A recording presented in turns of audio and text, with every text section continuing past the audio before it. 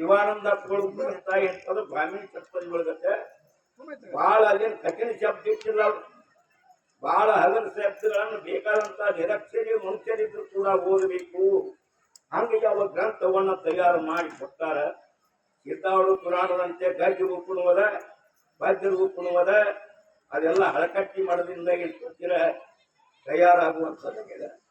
ಅದಕ್ಕಾಗಿ ಈ ಪ್ರಕಾರವಾಗಿ ನೀವೆಲ್ಲರೂ ಏನು ಅಂತೀರ, ಶಿವಾನಂದ ಪುರಾಣ ಮತ್ತ ಏನಪದ ರೇವಣ ಸಿದ್ದೇಶ್ವರ ಪುರಾಣ, ಪೂರ್ಣಾನಂದ ಪುರಾಣ, ಆಮೇಲೆ ಸಂತಾನಂದ ಪುರಾಣಗಳನ್ನು ತೆಗೆದುಕೊಂಡು ನೀವೆಲ್ಲರೂ ದಿವಸ ಪಾರಾಯಣ ಮಾಡ್ತೀರ.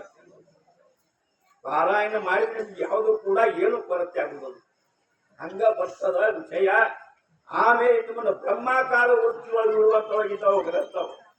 ಬ್ರಹ್ಮಾಕಾರ ವೃತ್ತಿಯೊಳಗೆ ಯಾವಾಗಲೂ ಕೂಡ ನಖಚಿಕಾಂತರ ಪರ್ಯಂತರವಾಗಿ ದೇಹದಲ್ಲಿ ಅಂತಃಕರಣದ ತುಂಬಿಕೊಂಡಿರ್ತಕ್ಕಂಥ ಶುದ್ಧ ಚೈತನ್ಯ ಪ್ರತ್ಯೇಗಾತ್ಮ ಸ್ವರೂಪ ಅನ್ನುವಂಥದ್ದದ. ಆ ಪ್ರತ್ಯೇಗಾತ್ಮೆಯೇ ಪರಬ್ರಹ್ಮ ವಸ್ತು, ಪರಬ್ರಹ್ಮ ಸ್ವರೂಪವೇ ಏನ್ಪರ ಪ್ರತ್ಯೇಗಾತ್ಮ. ಚತುರ್ಮುಖೇಂದ್ರ ದೇವೇಶು ಮನುಷ್ಯು ಗವಾದಿಸು ಚೈತನ್ಯಮೇಕಂ ಬ್ರಹ್ಮಾತ್ಮ ಪ್ರಜ್ಞಾನಂ ಬ್ರಹ್ಮಮಯ್ಯಪೇತಿ. ಈ ಪ್ರಕಾರವಾಗಿ ಪಂಚದಶೆ ಏನಪ್ಪ ಅಂತ ಮಹಾವಿವೇಕ ಏನಂದ್ರ ಮಹಾವಾಕ್ಯ ವಿವೇಕ ಅನ್ನುವಂತ ಯಾವ ಪ್ರಕರಣದಲ್ಲಿ ಬರೆದದ್ದ ಏನು ಅಂದ್ರೆ ಚತುರ್ಮುಖೇಂದ್ರ ಬ್ರಹ್ಮೇ ಚತುರ್ಮುಖ ಬ್ರಹ್ಮವನ್ನ ಮೊದಲು ಮಾಡಿಕೊಂಡು ಇರುವೆಯ ಕಡೆಯಾಗಿ ಎಲ್ಲಾ ಕಡೆ ಅಚರ ರೂಪದಿಂದ ನಾನು ಅದನ್ನು ಅಂತ ಬ್ರಹ್ಮ ಸ್ವರೂಪವೇ ನೀನಿದ್ದೀಯ. ಈ ಪ್ರಕಾರವಾಗಿ ಉಪದೇಶ ಮಾಡರು. ಇವೆಲ್ಲ ಕುಂತಿಲ್ಲ ಹೆಣ್ಮಕ್ಳು ಗಂಡ್ಮಕ್ಳು ಎಲ್ಲ ಸ್ವಾಮಿಗಳು ಎಲ್ಲರೂ ಅಖಂಡ ಕೂಡ ಪರಬ್ರಹ್ಮ ಸ್ವರೂಪವೇ ಇರ್ತೀರಿ. ನಿಮ್ಮಲ್ಲಿ ಯಾವುದು ಕಾಣ್ತಕ್ಕಂಥದ್ದಿಲ್ಲ, ಇಂಥ ಯಾವ ದಿವ್ಯ ಸ್ಥಿತಿ ಬೇರಿಲ್ಲ. ಒಂದೇ ಅಪೇಯ ತಾನೇ ತಾನಿದ್ದಾನ ತನಕ್ಕಿಂತಲೂ ಭಿನ್ನ ಏನನ್ನುವಂಥದ್ದಿಲ್ಲ. ಎಲ್ಲಾ ದೇವತೆಗಳ ಸ್ವರೂಪರೇ ಯಾರು ಗುರುಗಳು. 33 ಕೋಟಿ ದೇವ ಮಾತೆಯರ 33 ಕೋಟಿ ಏನಪ್ಪ ಅಂತಂದ್ರೆ ದೇವತೆಗಳದ, 66 ಕೋಟಿ ರಾಕ್ಷಸರ. ಇಷ್ಟೆಲ್ಲ ಇದ್ರು ಕೂಡ ಎಲ್ಲರ ಹೃದಯದಲ್ಲಿ ಪರಿಪೂರ್ಣ ತುಂಬಿಕೊಂಡಿರ್ತಕ್ಕಂಥ ಪರಬ್ರಹ್ಮ ಸ್ವರೂಪದ. ಅಂತ ಪರಬ್ರಹ್ಮ ಸ್ವರೂಪವೇ ನೀ ಅಂತೇಳಿ ಗುರುಗಳು ಹೇಳಿದ್ರು. ಅದುವೇ ನಾನು ಅಂತೇಳಿ ತಿಳ್ಕೊಂಡು ಆ ರಾಕ್ಷಸರು ಕೂಡ ಇವರನ್ನ ನೋಡಿದ ಕೂಡಲೇ ಅವ್ರು ಅಲ್ಲೇ ಸಾಷ್ಟಾಂಗ ಹಾಕಿ ಏನ್ಪದ ಇವ್ರು ಕಡಿಪಾಗ. ಇಂಥ ಒಂದು ಯಾವ ದಿವ್ಯ ಸ್ಥಿತಿ ಐತಿ, ಇದಕ್ಕೆ ಏನಂತಾರೆ ಪರಾಭಕ್ತಿ ಅಂತ. ಈ ಪರಾಭಕ್ತಿಯಲ್ಲಿ ಏನೂ ಕೂಡ ಇಲ್ಲ ಅಂತ ಒಂದು ಕಥೆ ಹೇಳ್ತಿದ್ದಿಲ್ಲ. ಅವರು ಶರಣರು ಏನು ಮಾಡಬೇಕು ಅಂತೇಳಿ ದಿವಸ ದೀಪ ಹಚ್ಚಿದ್ರು ಪರಮಾತ್ಮ ಪರೀಕ್ಷೆ ಮಾಡೋಗೋಸ್ಕರವಾಗಿ ಅವ್ರ ಶ್ರೀಮಂತಿ ಕಡಿಮೆ ಏನು ಅಂತ ವರ್ಷ ಏನು ಅಂದ್ರೆ 1000 ಚೀಲ ಹಾಕಿ, ಮತ್ತು ಮುಂದೆ 800 ಚೀಲ, ಆಮೇಲೆ 600 ಚೀಲ, ಆಮೇಲೆ 400 ಚೀಲ, ಆಮೇಲೆ 200 ಚೀಲ, ಆಮೇಲೆ 100 ಚೀಲ, ಆಮೇಲೆ 50 ಚೀಲ, 25, ಆಮೇಲೆ 10, 15, ಆಮೇಲೆ ಮತ್ತೇನಪ್ಪ ಅಂದ್ರೆ ಕಡೆಗೆ 5 ಚೀಲಕ್ಕೆ ಬಂದ. ಇದು ಪರೀಕ್ಷೆ, ಪರಮಾತ್ಮನ ಪರೀಕ್ಷೆ ಮಾಡುವಂತವನಾಗಿದ್ದ. ಅವಾಗ 500 ಬಂದು 5 ಚೀಲಗಳ ಬಂದು ಮಳ್ಳ ಮರಿ ವರ್ಷ 2 ಚೀಲ ಬಂದು. ಮಳ್ಳ ಮರಿ ವರ್ಷ ಏನಪ್ಪ ಅಂತೀರ ಅವು 2 ಚೀಲ ಎಲ್ಲ ಏನಪ್ಪ ಅಂತ ಕೇಳ ಒಂದು ಕೈ ಒಳಗ ಹೊಟ್ಟೆ ಗುಡ್ಡನು ಕೂಡ ಇಲ್ಲ. ಭಗವಂತನ ಪೂಜೆ ದೀಪಾರಾಧನೆ ಮಾಡಬೇಕಾಗಿತ್ತು. ಹೆಂಗ ಮಾಡುವುದು ಅಂತ ಹೇಳಿ ಪತಿದೇವ ಕಣ್ಣೀರ ತಕ್ಕೊಳ್ಳು. ಅವಾಗಂತ ಪತಿ ಪತ್ನಿಯವರು ಸತಿಪತಿ ಭಕ್ತಿ ಒಂದಾದರೆ ಪರಮಾತ್ಮನು ಪ್ರತ್ಯಕ್ಷ. ಅವ್ರ ಭಕ್ತಿ ಒಂದೇ ಇರಬೇಕು. ಸತಿದಾಗಲಿ ಪತಿದಾಗಲಿ ಭಕ್ತಿ ಏಕೋಭಾವದಿಂದ ಇರಬೇಕು. ಮಗುನು ಕೂಡ ಹಾಗೆ ಇತ್ತು. ಅಷ್ಟು ಅಂದ್ರು ದಿವಸ ನಾವು ಏನಪ್ಪ 10,000 ದೀಪ ಹಚ್ಚಿದ್ದು. ಇದೆಲ್ಲ ಏನು ಮಾಡೋದು ತಿಳ್ಕೊಂಡು ಚಿಂತೆ ಮಾಡುವ ಸಮಯದೊಳಗೆ 15 ದಿವಸ ಉಳಿದ್ರು. ಅವಾಗ ತಾಯಿ ಪತ್ನಿ ಅಂತಾರೆ, ಪತಿದೇವ ಯಾಕೆ ಚಿಂತನೆ ಮಾಡ್ತೀವಿ? ನಿನ್ನ ತೆರೆಯಲ್ಲಿ ಅದು ಎಷ್ಟೋ ಯಾವ ಕೇಸಿಗಳದಾವ. ನನ್ನ ತಿಳಿಗೆ ಅದಾವ. ಇವನ್ನ ನಾವೇನ್ ಮಾಡೋದು ಅಂದ್ರೆ ಪರಮಾತ್ಮನಿಗೆ ಇಲ್ಲಿ ಕಡ್ಡಿ ಬರೆದು ಹಚ್ಚಿದ್ರು ಈ 1008 ಯಾಕ ಎಷ್ಟು ಯಾವ ಲಕ್ಷಗಳ ಗಟ್ಟಲೆ ದೀಪಗಳಾಗ್ತಾವು ಅಂತೇಳಿ ತಾಯಿ ಹೇಳಿದ್ದು ಪತ್ನಿಯವರು. ಮಗುವಂತಕ್ಕೆ ನನ್ನ ತೆರಿಗೂ ಹತ್ತಿರ ನನ್ನ ತೆರಿಗೂ ಹತ್ತಿರ ಕೂಡಲೇ ನಾವು ನಿಮ್ಮ ಮಗಳಿರುವ ಮಗಳವ ನೀನು ಅಂತಾನೆ. ಅವರಿಬ್ಬರು ಹಚ್ಚಿಕೊಂಡು ಬೆಳಗುವಾಗ ಈ ಮಗಳು ಹೋಗಿ ಅವರ ತೆರಿಗೆ ಹಚ್ಚಿ ತನ್ನ ತೆರಿಗೂ ಹಚ್ಕೊಂಡು ಹಚ್ಚಿಕೊಂಡ 3 ಮಂದಿ ಏನು ಮಾಡಿದ್ರು ಅಂತ ಹೇಳಿದ್ರೆ ಈ ಯಾವ ದೀಪಾರಾಧನೆಯನ್ನ ಮಾಡುವಂಥವ್ರಾದ ಮಾಡಿದ ಕೂಡಲೇ ಪರಮಾತ್ಮನ ಅಂತ ಗಟ್ಟಿಯಾದ ದೇವರ ಭೇಟಿ ಆಗ್ತದೆ. ಅದಕ್ಕಾಗಿ ಇಂಥ ಯಾವ ಸ್ಥಿತಿ ಅದ ಈ ಭಕ್ತಿ ಅನ್ನುವಂಥದ್ದು ಯಾವಾಗಲೂ ಇರಬೇಕು. ಮತ್ತು ನಡುವು ಏನಾಗತ್ತೆ ಅದು ಬದಲಾಗತ್ತೆ. ಸ್ವಲ್ಪ ಶ್ರೀಮಂತರ ಆದ್ರೂ ಅಂದ್ರೆ ದೇವ್ರ ತಿಂತಿರಬೇಕು. ದೇವ್ರ ಪೂಜಾಕ್ಕೆ ಹೋಗಂಗಿಲ್ಲ, ಈ ರೀತಿ ಹಚ್ಚಿ ಹಂಗಿಲ್ಲ, ಯಾರು ಸರಿಯಾಗಿ ಮಾತಾಡಂಗಿಲ್ಲ, ಎದಿ ಚಟಿಕೆ ಅಡ್ಡಾಡುದು ಜೀವನ ಸುಲಭದಿಂದ ಯಾಕಂತೀರ ಅಂತಃಕರಣ ವಿಚಿತ್ರ ಚೇತನ ಜೀವ.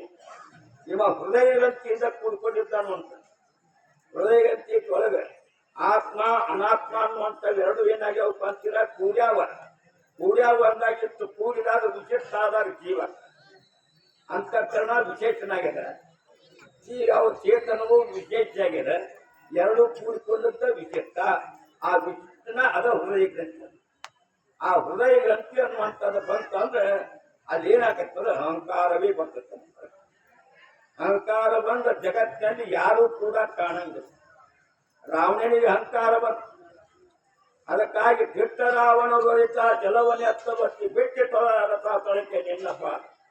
ಅವನು ಶಿವನ ಭಕ್ತನ ಅಹಂಕಾರದಿಂದ ಏನು ಮಾಡಿದಪ್ಪ ಅಂತೀರ ಯಾವ ಪರ್ವತವನ್ನ ರಜಿತಾಗಿ ಪರ್ವತವನ್ನು ಎತ್ತಾಕ ಹೋದಾಗ ಪಾರ್ವತಿ ಅವ್ರ ಲಗ್ನ ಆಗಿ 1 ತಿಂಗಳಾಗಿತ್ತು. ಅವರು ಇದು ನಡಗಾಕ ಹಚ್ಚಿದ್ರು. ಯಾವುದು ಕೈಲಾಸ ರಜಿತಾದಿ ಪರ್ವತ ನಡಗಾಕ ಹಚ್ಚಿದ ಕೂಡಲೇ ಅವರು ಪರಮಾತ್ಮನ ಯಾವುದು ಹಿಡ್ಕೊಂಡು ಇದು ಯಾರಿಂದ ನಡೆದ ತಿಳ್ಕೊಂಡು ವಿಚಾರ ಮಾಡಿದ್ರು. ಸರ್ವಜ್ಞ ಪರಮಾತ್ಮ ಸರ್ವಜಾನಾತಿ ಇತಿ ಸರ್ವಜ್ಞ. ಎಲ್ಲ ಜ್ಞಾನ ಭೂತಕಾಲ ವರ್ತಮಾನ ಕಾಲ ಭಾಗ್ಯಕಾಲ ಅಂತಕ್ಕಂಥ ಎಲ್ಲ ಜ್ಞಾನ ಇರ್ತಾವ ಪರಮಾತ್ಮನಿಗೆ. ಅಂದಾಗ ಏನ್ ಪಾತಾಳ ಲೋಕದಲ್ಲಿ ರಾವಣಾಸೂರ ಅಂತಕ್ಕಂಥವ ಈ ಯಾವ ರಜಿತಾದ್ರಿ ಪರ್ವತವನ್ನ ಎತ್ತಾಕ ಆಮ್ಯಾಕೆ ಎತ್ತಾಕ ಹಚ್ಚಿದ ಅಂತೇಳ ಸಮುದ್ರ ದಾಂಡಿ ಹೋಗಿ ಅವ್ರ ತಾಯಿಯವ್ರ ಲಿಂಗ ಮಳಲಿಂಗ ಪೂಜೆ ಮಾಡ್ತಾರೆ. ಮಳಲಿಂಗ ಪೂಜೆ ಮಾಡುವ ಸಮಯದೊಳಗೆ ಅವಾಗ ಸಮುದ್ರನಾಥ ಉಕ್ಕೇರಿ ಬಂದ ಕೂಡಿ ತಾಯಿ ಕಣ್ಣು ಮುಚ್ಕೊಂಡು ಕುಂತಿದ್ದು. ಅದು ಏನು ಸಮುದ್ರ ಉಕ್ಕೇರಿ ಬಂದು ಆ ಲಿಂಗು ತಗೊಂಡು ಹೋದ ಕೂಡಲೇ ಪೂಜಾ ತಿಳ್ಕೊಂಡು ಅಳ್ಕೊಂತ ಮಣಿಗೆ ಹೋದ. ಲಂಕಾಪಟ್ಟಣದವ್ರಿಗೆ ಯಾವಾಗಲು ಅಳ್ಕೊಂತ ಮಣಿಗೆ ಹೋದ ಕೂಡಲೇ ಯಾಕೆ ಹೆಂಗಪ್ಪ ಪರಮಾತ್ಮನ ಮಳಲಿಂಗು ಪೂಜೆ ಮಾಡಕ್ಕಿದ್ನಿ. ಸಮುದ್ರನಾಥ ಬಂದು ಅದನ್ನು ಓಡಿ ಹೋಗ್ಬಿಟ್ಟ. ಪೂಜೆ ಎಲ್ಲ ನಿಂತ್ಕೋತ್ ನಾನು ಅಂತೇಳಿ ಚಿತ್ತಿ ಯಾಕೆ ಮಾಡ್ತೀಯಮ್ಮ. ರಜಿತಾದಿ ಪರ್ವತದ ಕೈಲಾಸದೊಳಗೆ ಅಲ್ಲಿ ಪಾರ್ವತಿ ಪರಮಾತ್ಮ ಇಬ್ಬರು ಇರ್ತಾರ. ಅವನ್ನ ತಂದಿದ್ದೀವಿ. ಅವು ಲಂಕಾಪಟ್ಟಣದೊಳಗೆ ರಜಿತಾದಿ ಪರ್ವತವನ್ನ ಇಲ್ಲಿ ನಾ ತಂದಿರ್ತಾನೆ. ನೀನು ಚಿಂತೆ ಮಾಡಕ್ ಹೋಗ್ಬೇಕು ತಿಳ್ಕೊಂಡು ಏನು ಮಾಡಿಪ್ಪ ಅಂತೇಳಿ ಅವ ರಾವಣಾಸುರನು ಅಂತ ಜಠರಾವಣನು ರಜತ ಚಲವಣಿ ಹತ್ತಲ್ವತ್ತಿ ಬೆಕ್ಕಿತು ನಿನ್ನ ರಥ. ಅವನೇನ್ ಮಾಡಿರ್ತಾರೆ ರಥ ತೊಳಕ ತೊಳೆದು ಬಿಡ್ತ ಅಂತ ಪರಮಾತ್ಮ. ಅದು ಪಾರ್ವತಿ ಅಮ್ಮ ಪೂರ್ತ ಆಗಲ್ಲ, ಪರಮಾತ್ಮ ಪೂರ್ತ. ರಾವಣನಿಗೆ ಅಹಂಕಾರ ಬಂದದ. ಈ ಯಾವ ರಜತಾದಿ ಪರ್ವತ ಸಮೇತವಾಗಿ ನಮ್ಮನ್ನು ಕರ್ಕೊಂಡು ಹೋಗಿ ಲಂಕಾಪಟ್ಟಣದೊಳಗೆ ಇಡಬೇಕಂತ ಮಾಡಿದ್ದಾನು. ತುಳಿತಿನ ತುಳಿ ಹಬ್ಬಳ ತಗೊಂಡು ತುಳಿದು ಕೂಡಲೇ ಅದೇನಾಯ್ತು, ಎತ್ತವತ್ತಿ ಬಿಟ್ಟಿದ್ದ ರಥ ತೊಳೆಗೆ ನಿಂತ ಅತಳ ಬಿತ್ತಳ ಸುತ್ತಳ ತಳ ತಳ ರಥ ತಳ 7 ಏನಪ್ಪ ಲೋಕಗಳ. ಆ 7 ಲೋಕದಲ್ಲಿ ಕಡೆ ಲೋಕಕ್ಕೆ ಹೋಗುವಂತೆ ಮೆಟ್ಟಿ ಬಿಟ್ಟಾನ, ತುಳಿದು ಬಿಟ್ಟ. ಯಾರು ರಾವಣಾಸುರನ್. ಇಂಥ ಒಂದು ಶಕ್ತಿ ಏನಪ್ಪದ ಹಚ್ಚಿ ದುಡ್ಡರು ಅವ್ರನ್ನ ಸುಮಾರು ಮಾಡ್ತಾನ. ಸೃಷ್ಟಿ ಆಗಿದ್ದಾರೆ ಅವ್ರಿಗೆ ಹೇಳಿ ಶಾಂತಿ ರೂಪದಿಂದ ಪ್ರತ್ಯಕ್ಷ ಆಗಿ ಅವ್ರು ಏನು ಬೇಡಿದ್ರು ಕೊಡ್ತಾನು. ಬೇಡ್ಲಿಕ್ಕಾದ್ರೆ ಏನೂ ಕೊಡಂಗಿಲ್ಲ. ಯಾಕಂದ್ರೆ ಅವ್ನು ಬೇಡಂದ್ರೆ ಏನು ಕೊಡ್ಬೇಕು. ಈ ಬೇಡದೇ ಇರ್ತಕ್ಕಂಥ ಭಕ್ತರು ಕೂಡ ಬಾಳ ಇರ್ತಾರೆ. ಅವ್ರು ಏನಪ್ಪ ಕಾಣಂಗಿಲ್ಲ ಕಣ್ಣಿಗೆ. ಉಳಿದವ್ರು ಬೇಡು ಮಂದಿನ ಬಾ, ಉಳಿದವ್ರ ಜಗತ್ತಿನಲ್ಲಿ ಬೇಡು ಮಂದಿ ಅಂತೀರ 199 ಚಿಲ್ಲರ್ ಆಸೆದವ್ರೆ ಅದಂತ ವಿಲಾಸವಂತರು ಸಿಗುವುದು ಬಹಳ ಕಠಿಣ. ಅದಕ್ಕಾಗಿರ್ಲಿ ಈ ಆಸೆ ಇಟ್ಟುಕೊಂಡು ನೀವು ಮಠಕ್ಕೆ ಬರ್ತೀರ ಅಂತ ಇದು ಒಂದು ಚೆಲೋಣ ಮತ್ತೆ ಬರ್ಲಿಕ್ಕೆ ಏನು ಮಾಡುದ.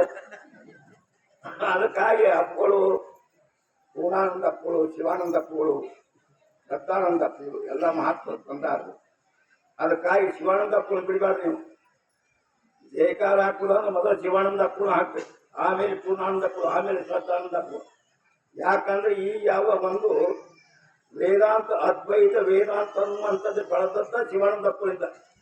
ಅಂದಾಗ ಏನಪ್ಪ ಪೂರ್ಣಾನಂದ ಅಪ್ಪಗಳು ಶಿವಾನಂದ ಅಪ್ಪಗಳು ಶಿಷ್ಯರು ಅಂದಾಗ ಶಿವಾನಂದ ಎಂತೂ ಮರಿಬಾರ್ದು. ಮೊದಲಾவது ಏನಪ್ಪ ಶ್ರೀಮದ್ ಜಗದ್ಗುರು ಶಿವಾನಂದ ಸ್ವಾಮಿ ಮಹಾರಾಜ್ ಕಿ ಜೈ. ಶ್ರೀಮದ್ ಜಗದ್ಗುರು ಏನು ಅಂತ ಪೂರ್ಣಾನಂದ ಸ್ವಾಮಿ ಮಹಾರಾಜ್ ಕಿ ಜೈ. ಶ್ರೀಮದ್ ಜಗದ್ಗುರು